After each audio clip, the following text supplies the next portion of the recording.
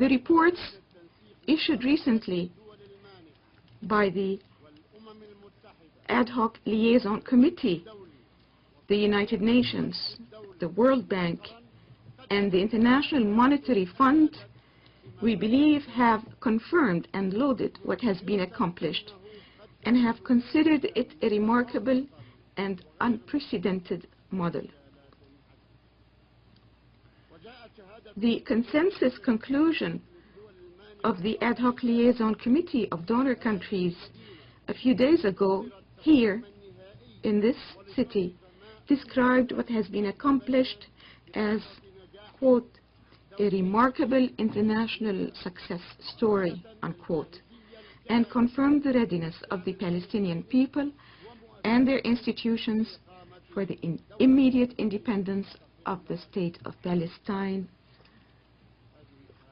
That was the statement of the international community. I do not believe that anyone with a shred of conscience can reject our application for a full membership in the United Nations and our admission as an independent state.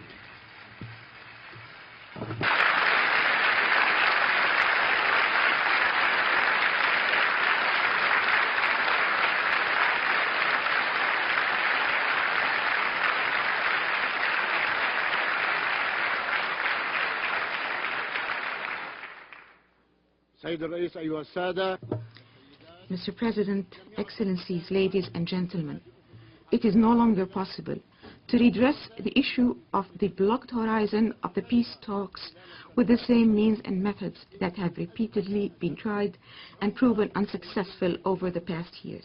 The crisis is far too deep to be neglected, and it is far more dangerous to be simply circumvented or its explosion postponed. It is neither possible nor practical nor acceptable to return to conducting business as usual as if everything is fine. It is futile to go into negotiations without clear parameters and in the absence of credibility and a specific timetable. Negotiations will be meaningless as long as the occupation army on the ground continues to entrench its occupation instead of rolling it back, and continues to change the demography of our country in order to create a new basis on which to alter the borders.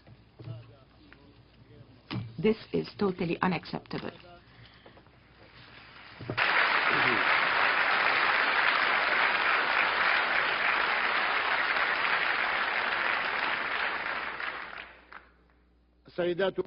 Ladies and gentlemen, this is a moment of truth. Our people are waiting to hear the answer of the world. Will it allow Israel to continue the last occupation in the world? We are the last people to remain under occupation. Will the world allow Israel to occupy us forever?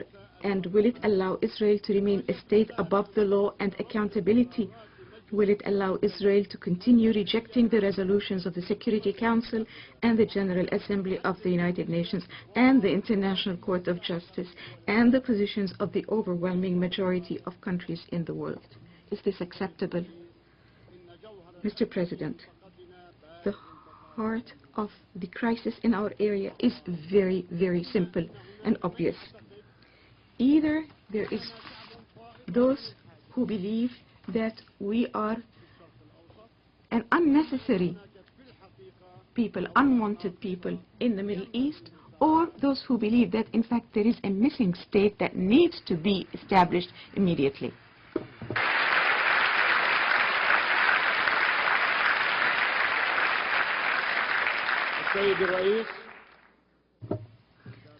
Mr. President, ladies and gentlemen, I come before you today from the Holy Land, the land of Palestine, the land of divine messages, ascension of the Prophet Muhammad, peace be upon him, and the birthplace of Jesus Christ, peace be upon him, to speak on behalf of the Palestinian people in the homeland and in the diaspora, to say after 63 years of suffering of an ongoing tragedy, al-Nakba, enough, enough, enough.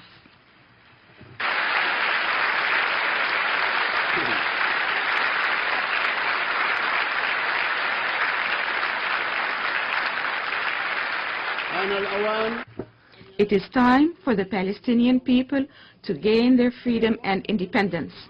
The time has come to end the suffering and the plight of millions of Palestinian refugees in the homeland and the diaspora, to end their displacement and to realize their rights, some of whom were forced to take refuge more than once in different places of the world.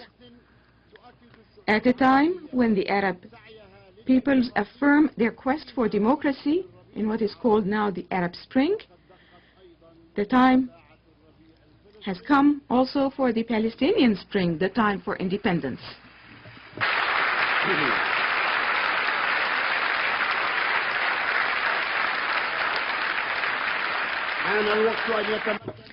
The time has come for our men, women and children to live normal lives, for them to be able to sleep without waiting for the worst that the next day will bring, for mothers to be assured that their children will return home without fear of being killed, arrested or humiliated, for students to be able to go to their schools and universities without checkpoints obstructing them. The time has come for sick people to be able to reach hospitals normally, and for our farmers to be able to take care of their good land without fear of the occupation seizing the land and its water, which the wall prevents access to, or the fear of the settlers with their guard dogs who attack the Palestinians. They build on our lands their homes and uproot and burn the olive trees that have existed in Palestine for hundreds of years. The time has come for the thousands of prisoners of conscience and freedom to be released from the prisons, to return to their families and their children, to become a part of building their homeland for the freedom of which they have sacrificed so much. My people desire to exercise their right to enjoy a normal life like the rest of humanity. They believe in what our great poet Mahmoud Darwish said, standing here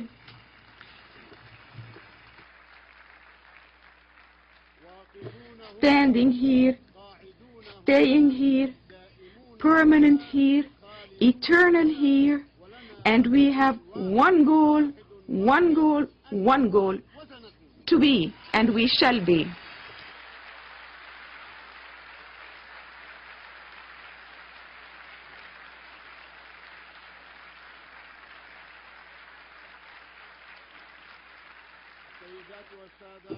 Ladies and gentlemen, we profoundly appreciate and value the positions of all states that have supported our struggle and our rights and recognize the state of Palestine following the Declaration of Independence in 1988, as well as the countries that have recently recognized the state of Palestine and those that have upgraded the level of Palestine's representation in their capitals.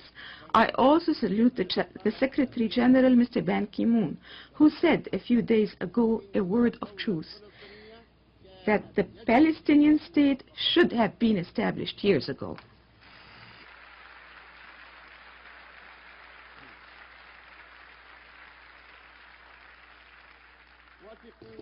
Be assured that this support for our people is more valuable to them than you can imagine, for it makes them feel that someone is listening to their narrative and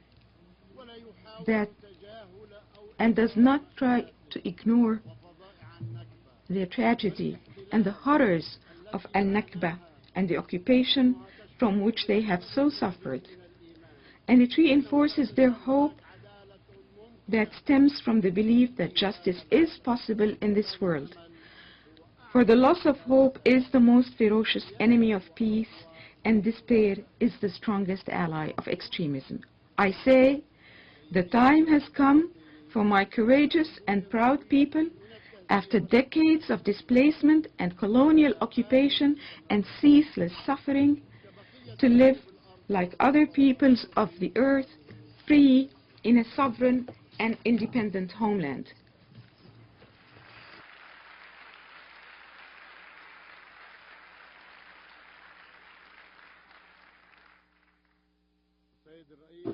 Mr. President, I would like to inform you that before delivering this statement, I, in my capacity as President of the State of Palestine and Chairman of the Executive Committee of the Palestine Liberation Organization,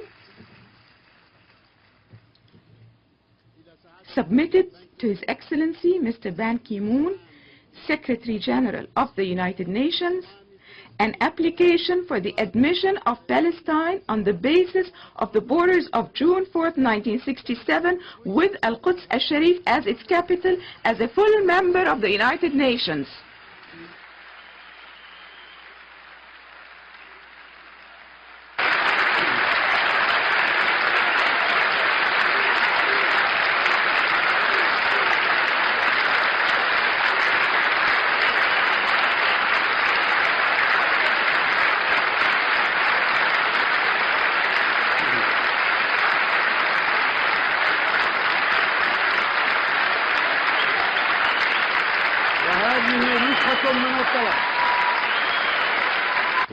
This is a copy of the application.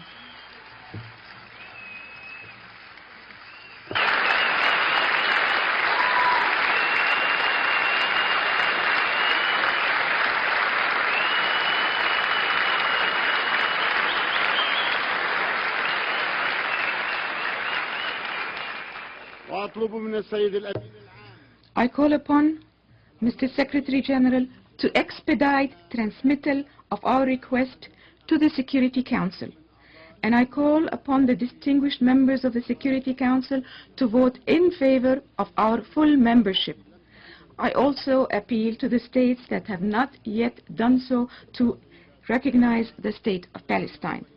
Ladies and gentlemen, the support of the countries of the world for our endeavor is a victory for truth, freedom, justice, law, and international legitimacy, and it provides tremendous support for the peace option and enhances the chances of success of the negotiations.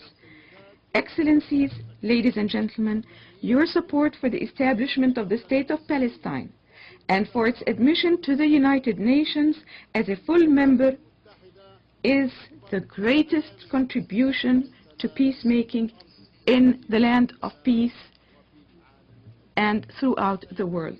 Mr. President, I have come here today carrying a message from a courageous and proud people. Palestine is being reborn. This is my message.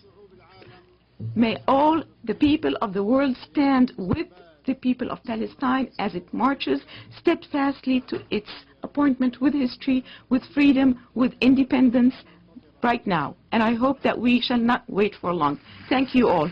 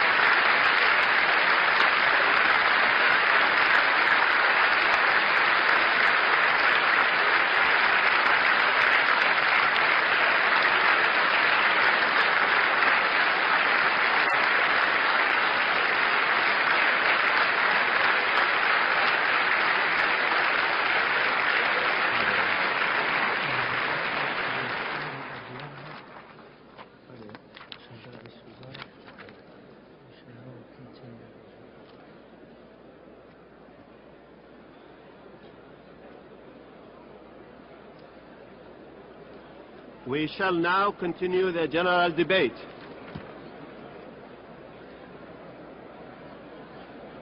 The Assembly will hear a statement by His Excellency Yoshihiko